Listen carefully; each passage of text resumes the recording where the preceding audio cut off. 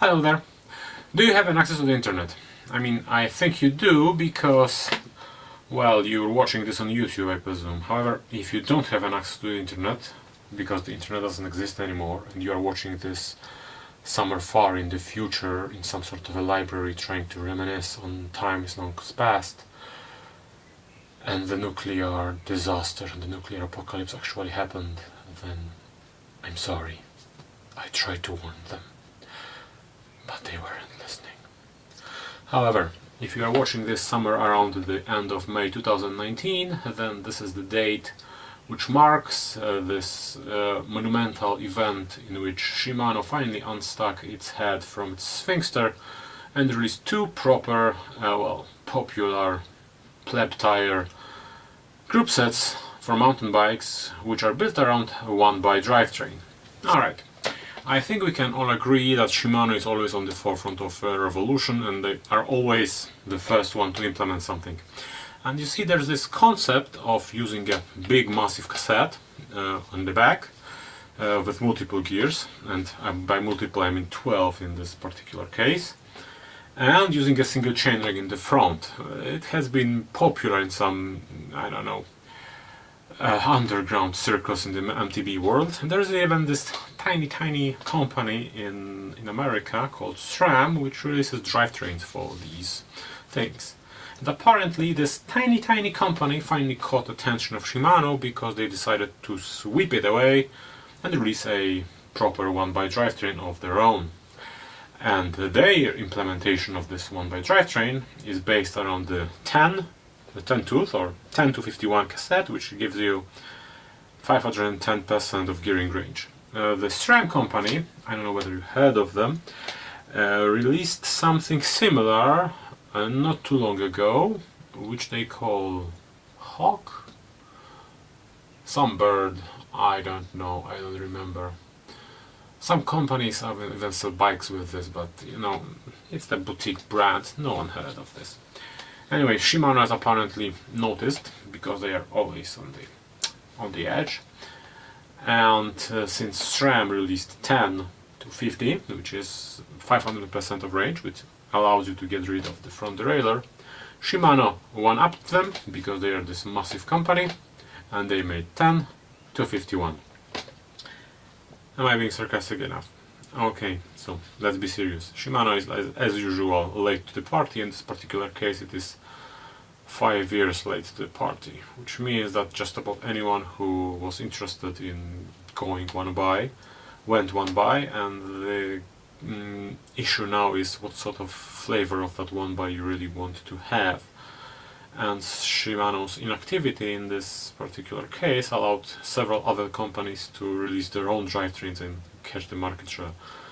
I think we are at this situation now where Shimano is even losing OEM sales because people don't really like front derailleurs all that much, apparently.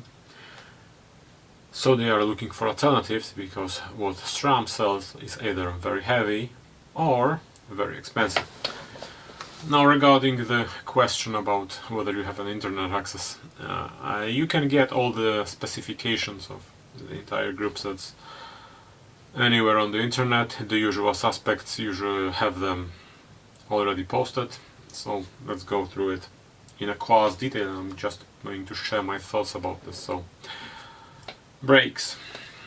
Brakes are what Shimano has been offering for the last 7 years, 8 years, essentially a servo wave with their mineral oil as an actuation fluid and caliper of some sort. There are obviously some sort of optimizations, but they are essentially the same brakes you could get with Saint 8810 10 years ago. So nothing revolutionary here, quite mundane really. And they still don't hard anodize the calipers, so if you're riding in some sort of a corrosive environment like near the sea or in winter, where I do, then you can expect them to fail at some unknown point in the future because they are simply going to corrode, because not anodizing stuff makes it prone to corrosion. I even think that Shimano switched to ceramic pistons in their brakes because of this reason. When they were using aluminum ones, they would simply fuse the caliper, and that's a warranty claim waiting to happen, and you don't really want warranty claims. Hubs are an interesting part of this entire group sets, or both group sets, because it's the first time where Shimano abandoned its old and trusty HG free hub body, and now they are implementing something called microspline, which allows the usage of a cog smaller than 11 tooth. Shimano has done this before on an HG derived free hub in the old and forgotten Caprio group meant for recumbents and small wheel bikes. But now, because the 10 tooth cog is kind of important part, the keystone, if you may, for a one bike group, they had to change the free hub body. And because of this change, Shimano now also abandoned its trusty cap and cone bearings, which I don't really like, but I guess that the microspline simply requires the quad bearing free hub arrangement I complained before in the video in the description.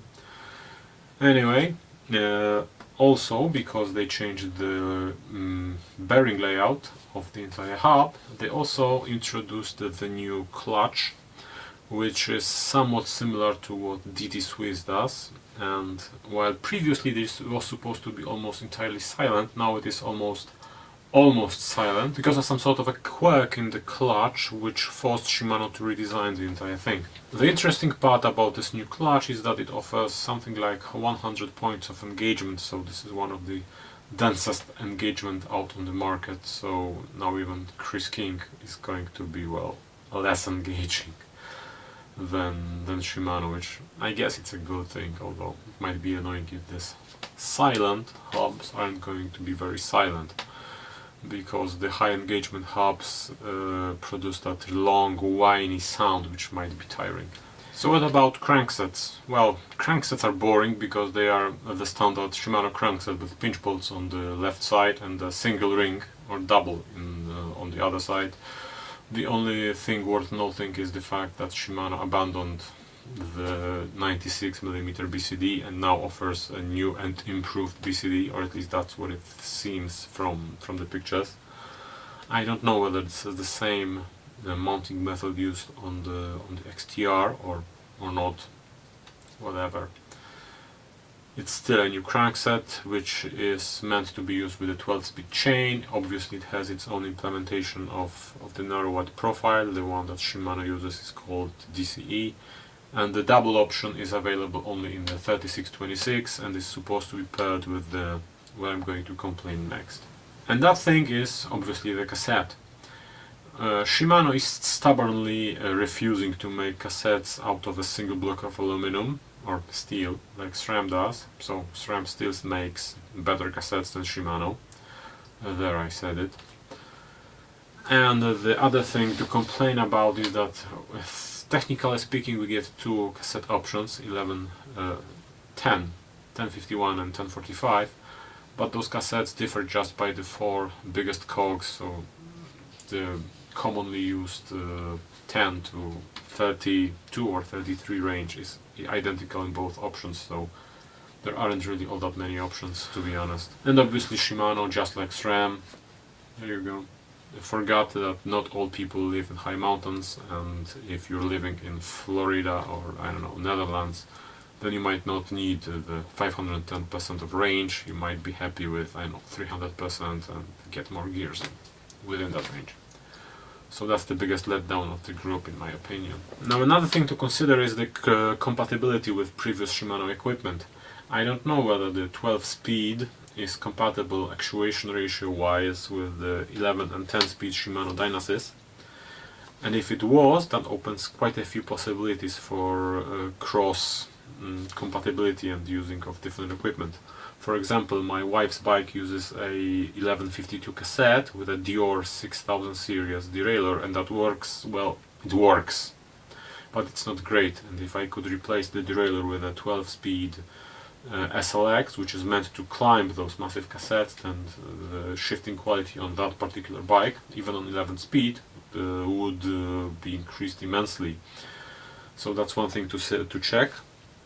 And another thing to consider is whether the 12-speed implementations from Campagnolo, from Chinese manufacturers, from Rotor, from SRAM, and in the axis and non-axis version, and Shimano use the same cog spacing in the cassette, or something close enough, because that would allow for even further cross-compatibility between the brands, and you can even imagine some sort of a hybrid with a 12-speed Shimano shifter, 10-speed Dynasys Shimano rear derailleur, and for example 12-speed Campagnolo cassette, because why not? That would actually be pretty cool, having an MTB with a Campagnolo cassette and, I don't know, some other brand chain. What do you think? Anyway, the compatibility is yet undecided. I don't have any gear at my disposal yet. Knowing myself, I probably will later. Alright, so that's about it. In closing, it's Shimano being 5 years late to the party, but at least it's competent on this party, so you can expect this party to continue for quite a bit, instead of everyone being dazzled at what are you doing here. Nothing to be surprised with. Essentially, these new group sets are heavier XTR, nothing more, nothing less, which is a good thing, I guess. So, thank you for your undivided attention, and see you on the next one. Oh, and don't forget to share, like, subscribe, and bye.